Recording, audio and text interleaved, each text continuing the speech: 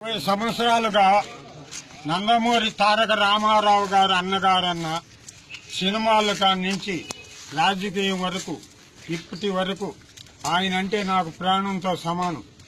ఆయన 1984లో చెప్పలేని తుఫాను వచ్చింది మా ఊరు సైడ్. ఆ తుఫానుకు అందరూ చాలా కష్టపడ్డారు. అప్పుడు రామన్న గారు బియ్యము వడ్లు బియ్యము గుడ్లు డబ్బు అన్ని పంపించాడు. అప్పుడు మా అమ్మకు 90 వయసు. అప్పుడు బియ్యం అన్నం వండి మా అమ్మకు తినిపిస్తే, నాయనా ఈ బియ్యం ఎక్కడిది అని అడిగింది. ఈ మాదిరి రామన్న గారు పంపించాడమ్మా అని చెప్పాను.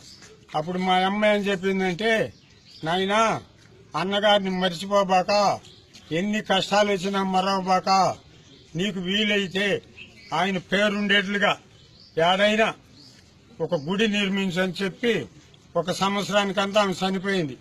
తల్లి మాట తప్పకుండా ఎన్నో కష్టాలు పడి అన్నగారికి 20 అడుగులు పొడుగు 15 అడుగులు ఎడలు పెట్టి 2 రూములుగా కట్టి, ఒక గుడిలో వినాయక స్వామి, ఒక గుడిలో రామన్న గారి విగ్రహం పెట్టి స్లాబ్ వరకు పూర్తి చేయన రోజు పూజించుకుంటా ఉండ.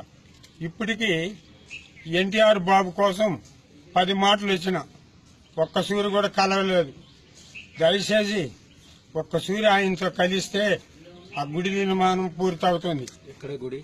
నాకు ఇప్పుడు చాలా ఇబ్బందిగా ఉంది. ఎవరి నుంచి ఇచ్చాను? అన్ని రకాలుగా చెప్తా. అన్ని రకాలుగా పరిస్థితులు బాగలేదు.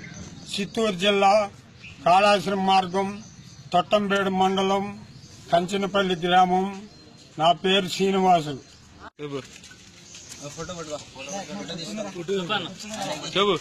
నాకు ఎన్టీఆర్ అంటే ప్రాణం. నేనుండబట్టి నిన్న నైట్ నుంచి 10 కాపులా కాస్తున్నాను. ఇది 4గోసారి రావడం. ఆయనను చూడండి, ఆయనతో ఫోటో దిగండి, నేను ఎక్కడికి వెళ్ళను. ఆయనతో కంపల్సరీ ఒక ఫోటో అన్నా దిగల, ఆయనతో 2 మాటలన్నా మాట్లాడాలా. ఆయనతో మాట్లాడితే నా జన్మ ధన్యం. నేను చచ్చిపోయినా కూడా నాకు బాధ లేదు.